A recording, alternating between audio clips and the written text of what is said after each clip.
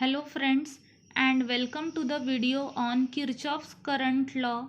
Myself Suvarna Ghate, lecturer of NIT Polytechnic Nagpur. Today I am going to teach you how to solve numerical by using Kirchhoff's current law. Learning outcomes. After watching this video, you will able to understand Kirchhoff's current law.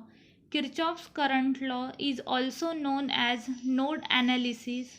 Solve electric circuit by using Kirchhoff's current law. Reflection spot. Solve the node voltage equation for circuit shown in below. In previous video, we solved the KCL numerical on type 1 and type 2. In this video, we solve KCL numerical on type 3. This is the one example of KCL. Solve the node voltage equation for circuit shown in below. In the circuit, we can see that here the two current sources are given. This is the node A. VA is the voltage across node A. VB is the voltage across node B. First flow the current in whole circuit. Then हमारा current I1 यहाँ से flow होना शुरू हुआ है. Then वो जाएगा VA में. यहाँ पे नोड होने के वजह से करंट डिवाइड हो रहा है और जो करंट 5 ओहम में से पास हो रहा है उसको हमने I2 बोला हुआ है और जो करंट 2 ओहम में से फ्लो होगा उसको हमने I3 बोला हुआ है.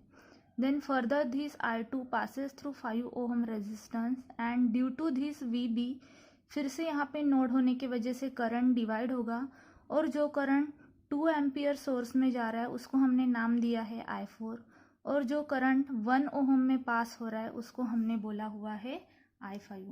Now step number 1, apply KCL eight node A. As per the definition, summation of incoming current is equal to summation of outgoing current. तो हम नोड A पे KCL लगा रहे हैं. तो नोड A पे जो आने वाले करंट है वो है हमारा I1. सो इनकमिंग की जगह पे हमने लिखा है I1 is equal to outgoing current यानी नोड A से जाने वाले जो करंट है that is our I2 and I3. So I2 plus I3. Then हम वैल्यू पुट करेंगे I1, I2, I3 की. सो I1 की वैल्यू हमें डायरेक्टली पता है क्योंकि यहाँ पे करंट सोर्स गिवन दिया हुआ है. करंट सोर्स का डायरेक्शन और I1 का direction both the direction same होने के वजह से हमने डायरेक्टली I1 की वैल्यू 3 पुट की है. अगर ये डायरेक्शन अपोजिट होता तो 3 की जगह पे हम -3 पुट करते थे. देन I2 आप देख रहे हो VA से निकल के VB में जा रहा है. सो VA minus VB divided by 5 क्योंकि ये पास हो रहा है 5 ओहम रेजिस्टेंस में से. सो 5 प्लस देन हमारा I3 आप यहाँ देख रहे हो VA से निकल के ग्राउंड 0 में जा रहा है. सो VA माइनस 0 डिवाइडेड बाय 2 लिखेंगे क्योंकि ये पास हो रहा है 2 से. Then 3 is equal to VA minus VB divided by 5 plus VA minus 0 is VA divided by 2. Then 3 is equal to solve this term we have to do the cross multiplication. So 2 into VA minus VB plus 5 into VA divided by 5 into 2 10. So 10 यहाँ पे divide में है, इसको हम is equal to के this side में लेके आएंगे तो ये बनेगा मल्टीप्लिकेशन में 3 into 10 is equal to 2 VA minus VB plus 5 VA. 3 into 10 30 is equal to 2 into VA 2 VA 2 into minus VB minus 2 VB plus 5 VA. 30 is equal to 2 VA plus 5 VA 7 VA minus 2 VB. हम इसको इस right hand side में लेके आएंगे और इसको हम लेके जाएंगे लेफ्ट हैंड साइड में. सो 7 VA minus 2 VB is equal to 30. This is our equation number 1.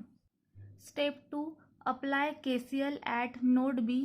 अब हम KCL नोड B पे अप्लाई करेंगे. सो नोड B पे जो आने वाला करंट है वो है I2 एंड नोड B से जो जाने वाले करंट है वो है I4 and I5. So I2 is equal to I4 plus I5। Then हमें वैल्यू नहीं पता I2 की, बट हमें ओम्स लॉ पता है V divided by R। So I2 VA से निकल के VB में जा रहा है, सो VA minus VB divided bye, ये पास हो रहा है 5 ओहम रेजिस्टेंस में से, सो 5 इज इक्वल टू I4 आप यहाँ देख रहे हो वो डायरेक्टली 2 एम्पियर करंट सोर्स में जा रहा है, और ये दोनों की डायरेक्शन सेम होने की वजह से हम I4 को 2 पुट कर सकते हैं। सो I4 के जगह पे हमने 2 पुट किया है, प्लस I5 यहाँ से VB से निकल के ग्राउंड जीरो में जा रहा है, सो VB minus zero is VB divided by 1, क्योंकि ये 1 ओहम में से फ्लो हो रहा है।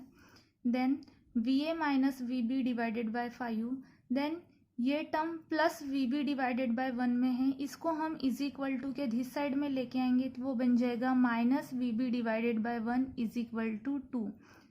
Solve again this two term by doing cross multiplication, so 1 into VA minus VB minus 5 into VB divided by 5 into 1 is equal to 2।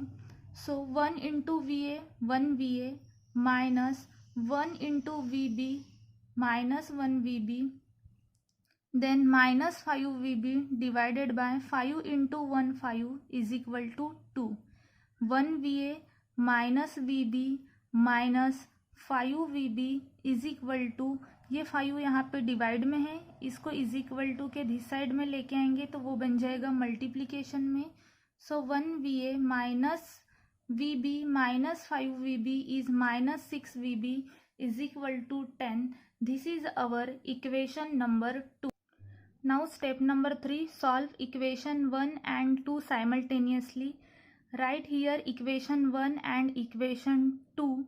So solve this equation in calculator. Go to the mode setup. Then choose equation number 5.